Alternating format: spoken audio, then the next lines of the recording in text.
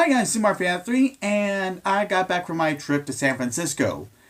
And let me tell you, it was so fucking crazy. I love it there so much. Okay, the first thing I did is I went to Lucasfilms, or at least just part of it, because, well, to no surprise, it's not really a place for tourists to go to because, I don't know, because, they don't want too many, like, fans, like, walking up in their office possibly praising them or coming up with torches and pitchforks because of, Rise of Skywalker and all that shit.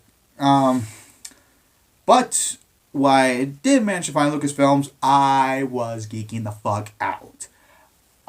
Because I was the building was there. I was like, oh my god, there's the building itself. It was absolutely glorious.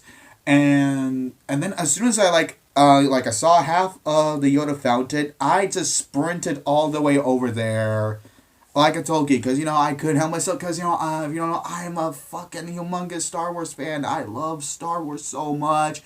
I was like, oh my god, the Yoda fountain, and then I went inside the lobby, which is the only part of the building that the public can go into. But when I found the lobby, oh my god, there was like R2D2 was there. They had like a statue of R2D2. Well, not really a statue. A model of R2D2. It's fucking great. And there's props from the movies. There was Leia's blaster. There was Han's blaster.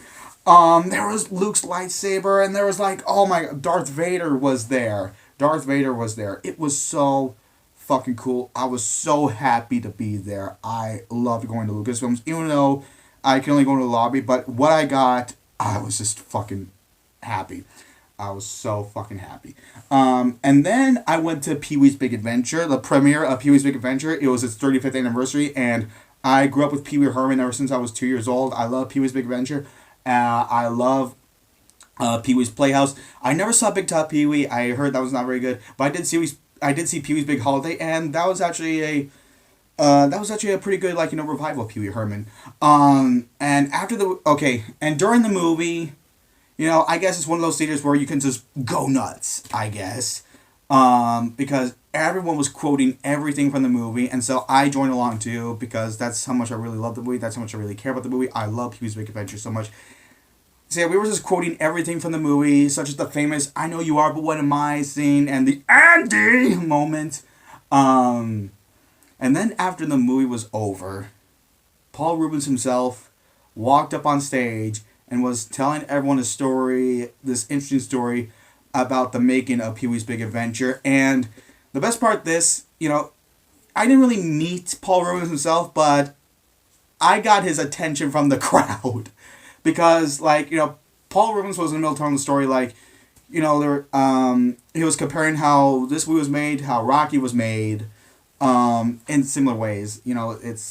Trust me, because the way he was describing it actually makes sense. And then he gave a brief history about Rocky itself, how the movie was a big success, and it was nominated for Oscars. But what really caught me is how he said that that Rocky won Best Picture, which is true, but he also said that it won Best Screenplay. And as soon as I heard that, me being an Oscar researcher myself, an avid Oscar researcher, I actually took the opportunity and I shouted at him, "No, Network won Best Screenplay!" And then Paul Reubens turned to me and was like, "What?" And I said again, "Network won Best Screenplay." He's like, "Network won Best Screenplay?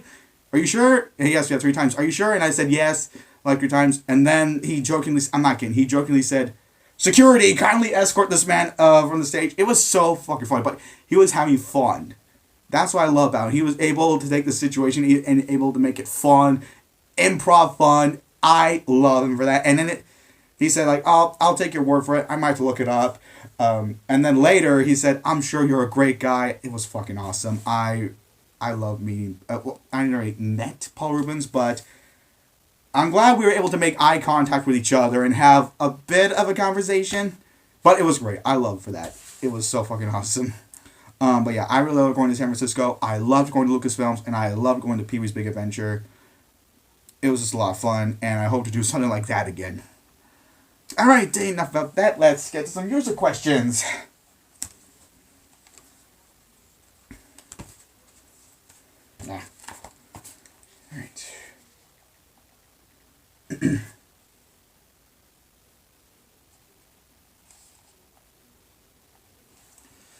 All right, this first question comes from Justin Williams. What other games do you plan on getting this year? Well, my first one I mentioned like a bunch of the ones that I'm really anticipating for. My number one was Final Fantasy VII. But there are a couple games I forgot to mention. And the first one being No More Heroes 3. I'm really excited for No More Heroes 3. Okay. The first No More Heroes is a really good game. It was funny and it had great combat. It had over the top art style and characters. The characters are over the top, but you love them. My main problem with it that kept it from being a perfect game or being a great game is the hub world missions. They are so tedious, and I hate the fact that you have to go through them in order to get to the next level. Hub world missions are fine, don't get me wrong. Like, they're a nice way to make the game more open, but they should be optional. Look at Rockstar games. They should be optional. Or Witcher 3. Half of open world RPGs have these side quests. They should be like side activities. These missions doing No More Heroes, they should be like side activities, not requirements to progress forward. I really hate that shit. And then No More Heroes 2 came along and fixed everything about that. Like, a lot they do a lot of things are optional, but you can get to the next level anytime you want. And that's what makes No More Heroes 2 a better game. My only problem with No More Heroes 2 that I'm hoping that No More Heroes 3 will fix is I hope it has a better final boss, because No More Heroes 2, well, it's pretty common with No More Heroes games, is they have a lot of bosses that have bullshit difficulty spikes. Now, don't get me wrong, challenge is good and all, but it's got to be fair challenge, not not some bullshit, difficulty spike crap. And especially No More Heroes 2, final boss with Jasper Rat Jr., oh my god, so many instant-death moves. You don't have enough time to react to them. No, I only have any time at all to react to them. It's really fucking bullshit. I hope No More Heroes 3 fixes that. Challenge is one thing though, but when it comes to a final boss, it should be rewarding that you actually made it there, and a result to a great challenge to it. Like, look at Kingdom Hearts 2. It's probably the best designed final boss ever because it felt rewarding that you actually made it this far. Whereas No More Heroes 2, it's like, and 1, it's oh, you made it this far. Now, I'm just gonna go nuts and just throw everything but the kitchen sink at you. I hope No More Heroes 3 fixes that. And I hope No More Heroes 3 will be funny as hell and have plenty of fourth wall breaking. And No More Heroes 2 was actually able to maintain all the humor while having some bit of serious moments to balance it out. I'm looking at you, Bad Company 2. Alright, so No More Heroes 3, and okay, as much as I like for this franchise to stop being a yearly thing, I'm always intrigued for what Call of Duty game will be announced this year. Each year. Well, I was not interested in Black Ops 4, considering they were going the path of, hey, everyone's playing Fortnite, let's do what they're doing, and take out the campaign, because nobody plays Call of Duty for the campaign, right? I'm really interested in seeing what direction. I'm always interested in seeing what direction it'll take with the Call of Duty franchise. Some people are speculating it's Black Ops 5. I'm like, no, it's not gonna be Black Ops. We just got Black Ops 4 a couple years ago, guys.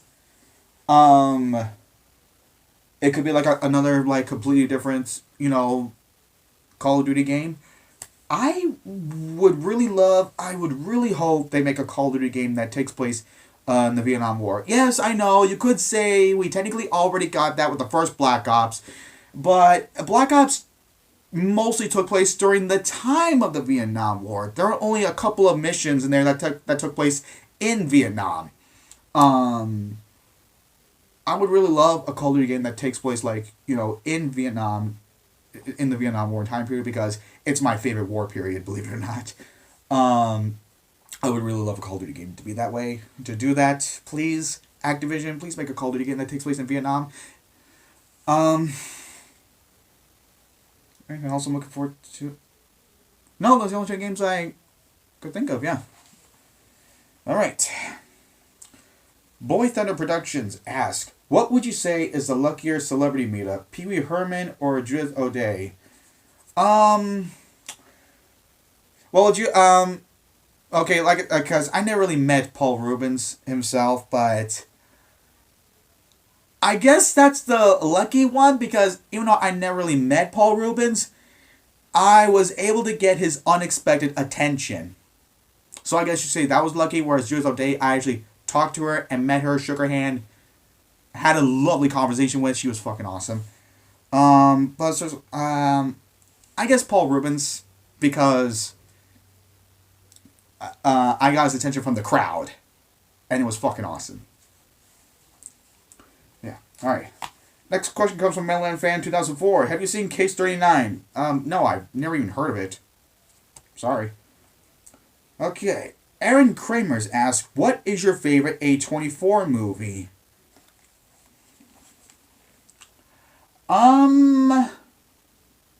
For me, it would have to be a toss-up between Uncut Gems and The Disaster Artist.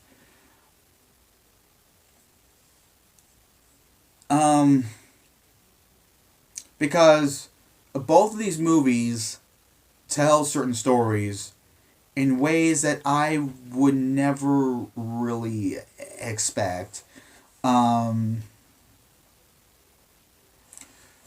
Like the Disaster Artist, like I thought it was just gonna be like a straight up like, hey, remember this from the room, remember that from the room. I thought that was gonna be like that the entire movie, but it told the story of Tommy Wiseau in a way that I would never expect.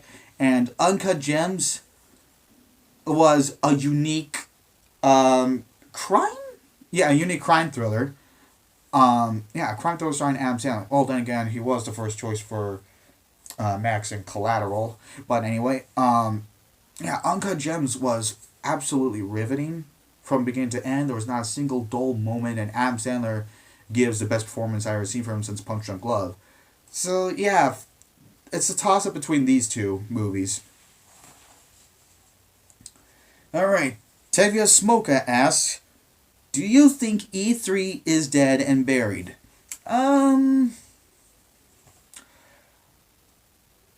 Not particularly, no. Okay, well, this year's E3 doesn't look very exciting with the, Jeff Knightley, stepping down and Sony backing out like 2 years in a row. Okay, that I can understand because they want to take time on the PS5 rather than make the mistake they did at E3 2006. We all know what I'm talking about. But they did improve themselves on the PS4, but with the PS4 reveal at E3, but I think that, it's pretty obvious that Sony made a good decision to work on the console itself rather than hyping it up what it could or can't be, what it might be or might not be. And I think that's a much better decision they did, and that's actually perfectly understandable as to why they're not going to E3 this year. Although they're usually the ones that. Usually Sony wins E3. Like each year they would win E3, but this year it doesn't seem particularly exciting. Last year's E3 wasn't really exciting because that no, there are a couple of exceptions there. Keanu Reeves and Banjo-Kazooie and Smash Brothers. Those were the two big highlights, but E3 hasn't really been particularly exciting over the past few years. And I would really like them to step up. Microsoft, oh my god, Microsoft really needs to fix themselves. Like, they would talk about a bunch of stupid, like, useless shit or show off a new car at a press conference. I don't care about a car. Ubisoft, oh my god, Ubisoft, Jesus Christ. Last year's Ubisoft conference was a disaster. And Bethesda's press conferences are always such a bore fest. And last year, oh my god, I really wish they would stop shoving down Fallout 76 on our throats. It's pretty obvious, Bethesda. No one cares about Fallout 76 anymore, okay? Okay? And your Fallout 76 first subscriptions, yeah, they're pretty awful. Especially considering they're released around the time The Outer Worlds came out. And look how that game is doing. Oh god.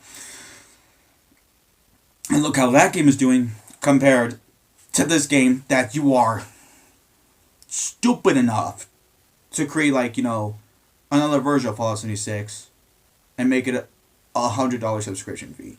Are you that fucking stupid?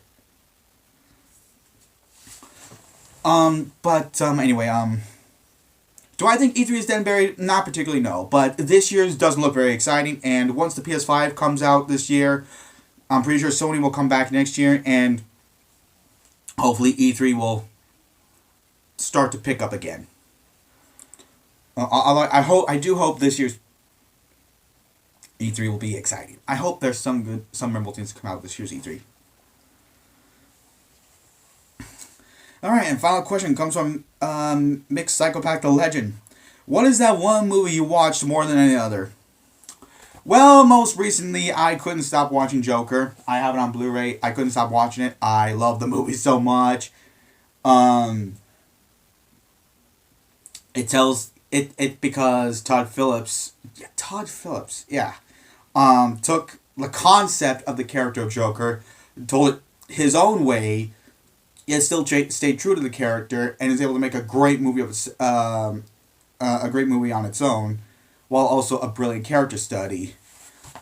And it's really shocking. Like, I didn't really expect much out of Todd Phillips, yet I expected much out of David Ayer. Yeah. So that's it for this week's Q&A. I will see you guys next Thursday. If you have if you have a question, please ask one question, and you can ask me any question from movies to video games to anime to music, TV shows, or anything in my personal life. Although not the politics thing, because I already discussed that in episode 2. Poorly synced, I know. So, anyways, I will see you all next week, and I'll be back with part 3 of Spiral 2, and hopefully my Wi-Fi will not be shit.